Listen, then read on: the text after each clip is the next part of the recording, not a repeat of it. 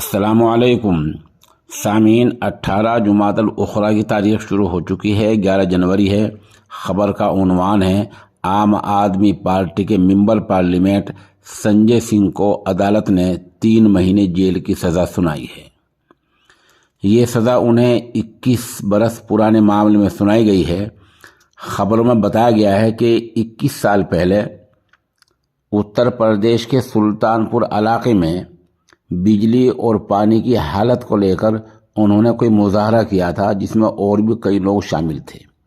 اسی مظاہرے میں کوئی ایسی بات ہوئی تھی، ایسا کام ہو گیا تھا جس کی وجہ سے پولیس نے ان کے خلاف مقدمہ درج کیا تھا۔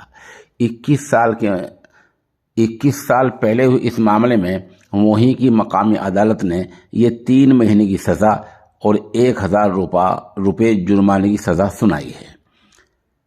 عدالت کے مطابق 3 مہینے کی جیل میں رہنا ہوگا اور 1000 روپے جرمانہ دینا ہوگا۔